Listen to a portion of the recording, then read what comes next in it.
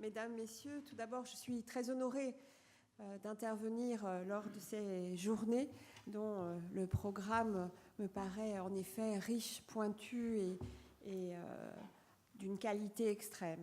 Je tenais aussi avant toute chose à remercier l'ensemble du comité d'organisation de ces journées, plus particulièrement Fethi Bensamla, mais aussi Michel Triontafilou, pour cette invitation à prendre la parole. Invitation au titre de la commission médicale du groupement hospitalier de territoire Paris Psychiatrie et Neurosciences et de son président Norbert Skurnik qui n'a pu être présent aujourd'hui. Le GHT Paris Psychiatrie et Neurosciences réunit en son sein l'ensemble des secteurs parisiens de psychiatrie publique. Il s'apprête en janvier 2019 à devenir le groupement hospitalier universitaire Paris, affirmant ainsi un fort engagement en psychiatrie, pédopsychiatrie et neurosciences, engagement qui s'étend de la clinique de proximité à l'expertise, de la formation initiale des professionnels de santé à la formation professionnelle, et enfin en recherche. C'est vous dire à quel point le thème de ces journées, de vos journées de réflexion et de confrontation, est dans l'esprit de notre communauté. Au-delà de cet aspect, notre communauté psy, je vais utiliser ce raccourci qui me paraît bienvenu, est concernée par la radicalisation, et ce à plus d'un titre.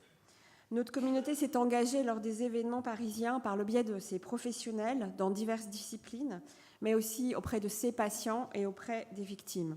Nous tirons aujourd'hui les enseignements et les constats sur le plan organisationnel de cet engagement, et ce, avec l'ensemble des acteurs impliqués alors.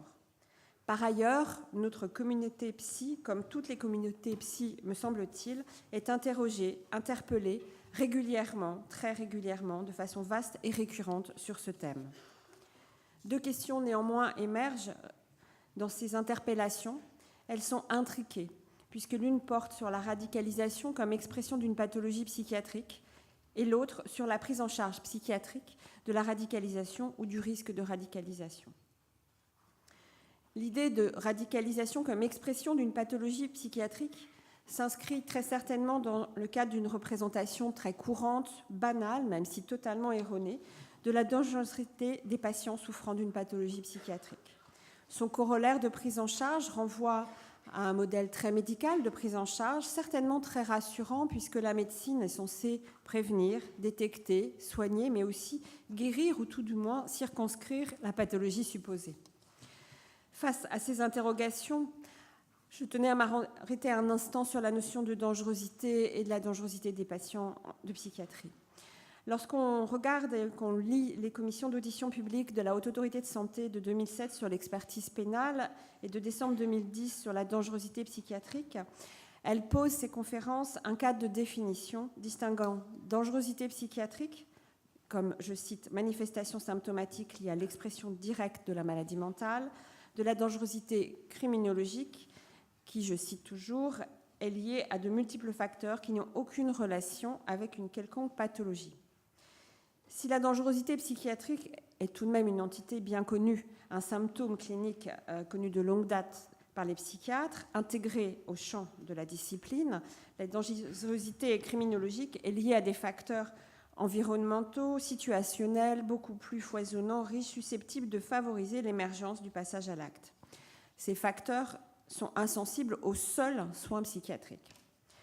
Depuis la fin des années 80, toujours concernant cette dangerosité et maladie psychiatrique, on relève que les non-lieux pour responsabilité pénale sur l'ensemble des personnes mises en examen représentent moins de 1%.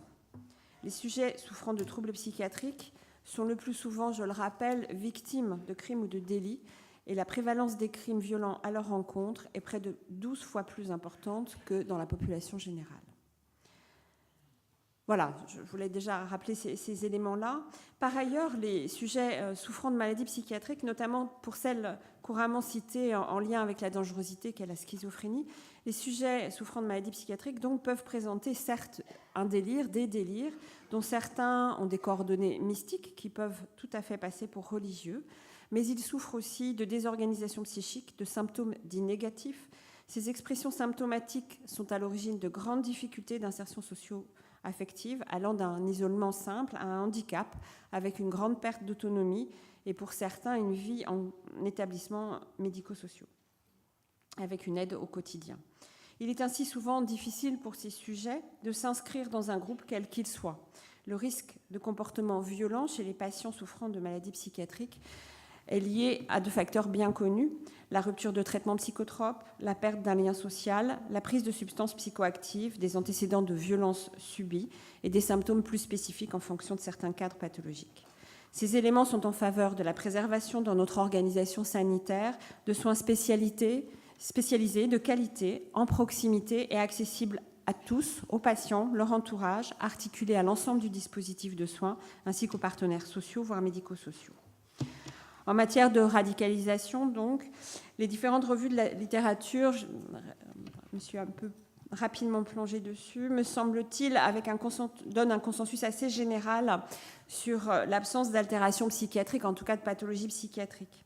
Comme dessiné il y a quelques instants avec les symptômes des formes psychiatriques liées à la dangerosité, un sujet souffrant de maladies psychiatriques pourrait être trop bruyant pour un groupe organisé visant à perpétuer un acte violent terroriste. Sa désorganisation psychique entraverait certainement l'investissement cohérent de la cause et l'envahissement symptomatique serait à risque vis-à-vis de la discrétion nécessaire de telles actions. De ce fait, la radicalisation n'est très certainement pas un pur objet psychiatrique. La psy peut être aider à saisir certains facteurs psychopathologiques et vos journées vont très certainement nous aider à penser et réfléchir cela, comme favorisant le processus de radicalisation. Pour ce qui est des jeunes adolescents et des jeunes adultes, puisque cette question que nous pose à nous, psychiatres, touche bien évidemment les plus jeunes, il semble que la radicalisation ne constitue pas ainsi une psychopathologie à part entière, même si elle touche très probablement des personnes plus fragiles d'un point de vue psychopathologique, fragilité protéiforme et multifactorielle. Les regards croisés, la confrontation des réflexions, des expériences psy, de vos recherches, des expériences non psy, comme le proposent vos journées, sont essentielles à la tentative de saisir ce qu'est la radicalisation aujourd'hui. La psy a sa place dans cette réflexion plurielle. Ces journées au programme vaste, riche, aux intervenants de champs différents vont permettre de travailler, penser, réfléchir, j'ai envie de dire tordre et malaxer toutes ces idées, toutes ces expériences, pour qu'une vue d'ensemble puisse se faire peu à peu, plus précise, loin des stéréotypes et des idées reçues. Comme vous le disiez dans le préambule de votre programme, ces journées vont sans aucun doute participer à l'émergence de nouvelles approches dans les traitements possibles du problème complexe qu'est la radicalisation. Ce problème me concerne et nous concerne tous, communauté psy que nous sommes. Je vous remercie.